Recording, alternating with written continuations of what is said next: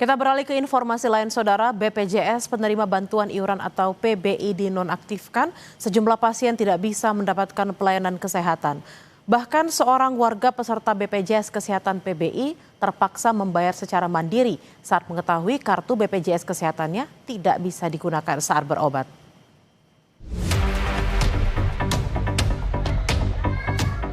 Akibat BPJS penerima bantuan iuran atau PBI dinonaktifkan, sejumlah pasien tidak bisa mendapatkan pelayanan kesehatan.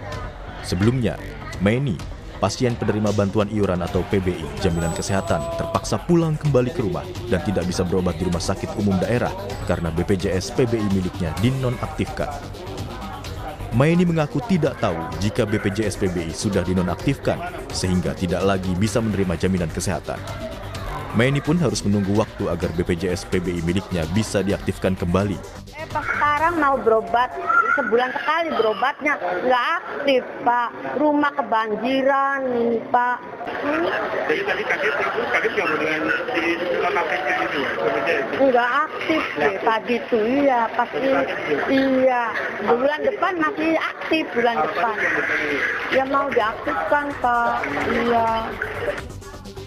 Di Bandung, Jawa Barat, seorang warga peserta BPJS Kesehatan PBI terpaksa melakukan pembayaran secara mandiri saat mengetahui kartu BPJS Kesehatannya tidak bisa digunakan saat berobat. Terakhir kali dirinya menggunakan kartu BPJS Kesehatannya pada November 2025 lalu. Sempat nanya kenapa nggak aktif, ya ini katanya udah lama nggak dipakai, jadi nggak aktif. Kalau yang anak saya gitu. Alasannya gitu, udah lama nggak dipakai, nggak aktif. Oh, terus akhirnya berobatnya gimana deh? Berobatnya jadi bayar. Oh, jadi bayar. Jadi bayar ke puskesmasnya. Iya, sekarang jadi bayar 15.000. 15.000. Iya. Senin lalu, saat rapat bersama DPR, Menteri Sosial Syaifullah Yusuf menegaskan pemerintah tidak mengurangi jatah penerima BPJS Kesehatan, penerima bantuan iuran atau PBI.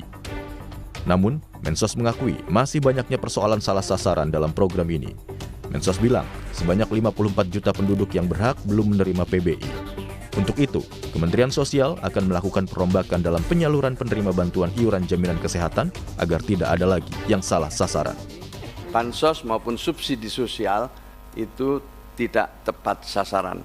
Data Dewan Ekonomi Nasional menunjukkan misalnya program PKH dan bantuan sembako yang melalui Kementerian Sosial itu ditengarai 45% tidak tepat sasaran. Direktur Utama BPJS Kesehatan Ali Gufron Mukti menjelaskan, BPJS Kesehatan tetap berfokus menjaga akses layanan kesehatan. BPJS Kesehatan berada di sisi demand, bukan supply layanan kesehatan. Ini BPJS itu tugasnya umumnya adalah di demand side-nya, sedangkan supply side itu bukan BPJS. Ini orang yang sering salah.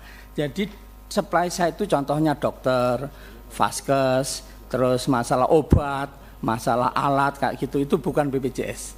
Nah, BPJS itu bagaimana orang bisa akses dengan kualitas tertentu tanpa kesulitan keuangan gitu. Kementerian Sosial dulu, yang sosial datanya dari BPS. Kementerian Sosial, nah ini ke Kemenkes lalu didaftarkan ke BPJS, intinya seperti itu. BPJS dari peserta yang dinonaktifkan itu, asal SK Kemensosnya jelas, kita ngikutin gitu. Untuk saat ini, DPR dan pemerintah sepakat bahwa seluruh layanan kesehatan BPJS Kesehatan penerima bantuan iuran harus dibayar pemerintah 3 bulan ke depan. Kesimpulan ini diambil setelah kisruh penonaktifan BPJS PBI terhadap sejumlah peserta. Tim Liputan, Kompas TV.